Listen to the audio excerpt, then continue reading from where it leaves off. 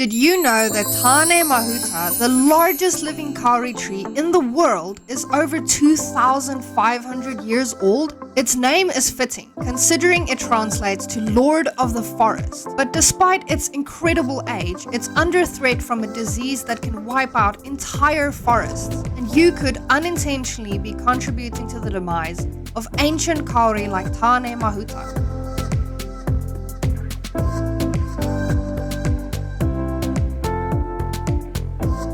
Tane Mahuta is not just an incredible natural wonder, but it's also deeply rooted in New Zealand's cultural heritage.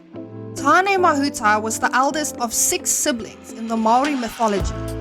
He grew weary of the darkness that surrounded him between the Sky Father, Ranginui, and the Earth Mother, Papatuanuka. So he pushed his parents apart and created the world of light, Te aotearoa, which is the world we live in today.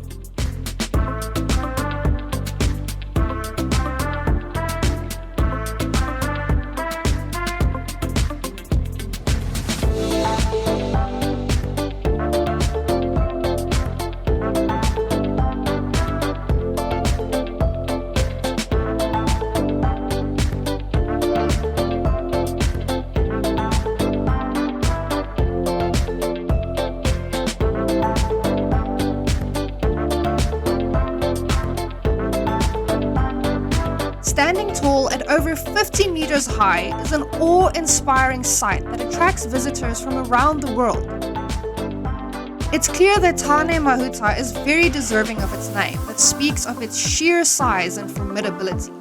These ancient giants have been growing for thousands of years, with a select few like Tāne Mahuta and Te Matua Ngahere, which means father of the forest, being well over 2 millennia old. But beneath the surface, a silent killer has been spreading, threatening the very existence of these natural wonders and having already claimed the life force of many kauri, including the once magnificently large Tane Moana, or Lord of the Ocean.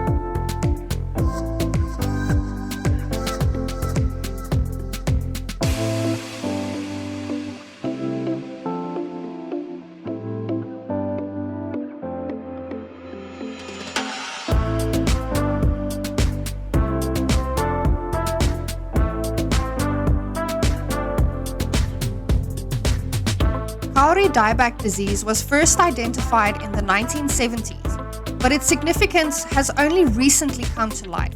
And since then, it's been spreading rapidly, infecting thousands of kauri trees across New Zealand. The disease is caused by a fungus-like pathogen that attacks the tree roots, slowly starving it of nutrients and water. As the disease advances, the tree becomes increasingly vulnerable to collapse. Kauri are especially susceptible to this because they have very delicate and shallow surface roots that expose them to this pathogen. The disease is spreading fast and it's getting harder to contain. Human activity such as hiking and tourism has contributed to the spread of the disease, making it even more challenging to protect these precious trees. One of the biggest challenges facing conservationists is public awareness. Many people still don't know about the devastating impact of Kauri dieback disease, or the critical need for action. Without a concerted effort to raise awareness and support conservation efforts, it's hard to see how we can hope to save these incredible trees.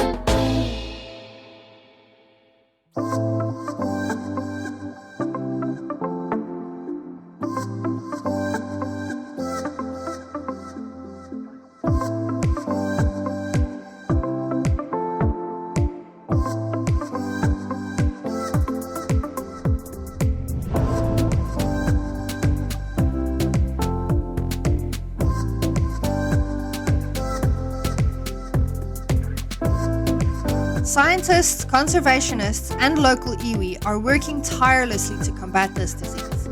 From innovative research into new treatments to community-led initiatives aimed at reducing the spread of the disease, every effort counts. In some areas, special shoe cleaning stations have been set up to prevent the disease from spreading through contaminated soil. It's a small step, but it's a crucial one in the fight to save these trees.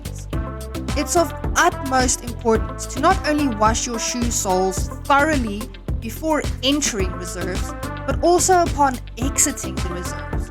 Because if you came into contact with a pathogen inside that reserve, you don't want it spreading to a new location on your next hike. Biosecurity measures are also being implemented to prevent the disease from spreading to new areas.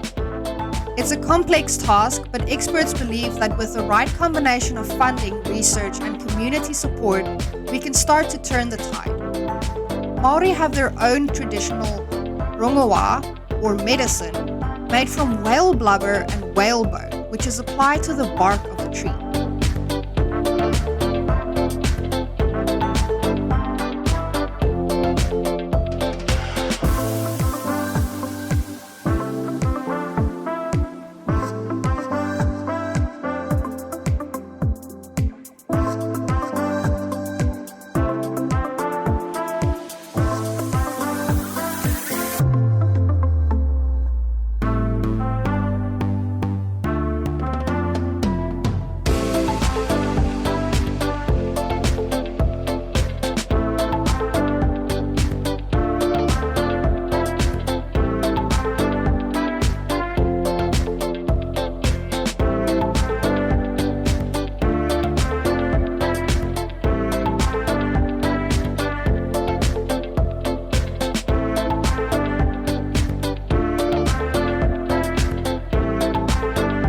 As we see some of the noteworthy names like Tane Moana get wiped off of the list of living Kauri, we're reminded of the importance of preserving New Zealand's unique biodiversity.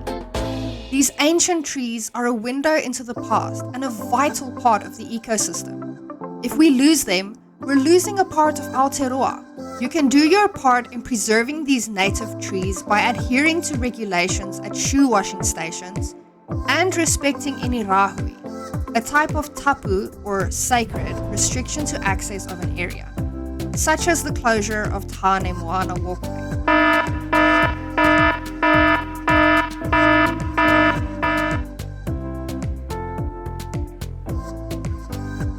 Finally, I want to leave you with a challenge and a reminder.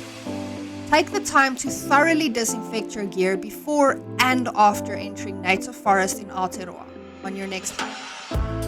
Together we can make a difference and ensure that these natural wonders continue to thrive for generations to come.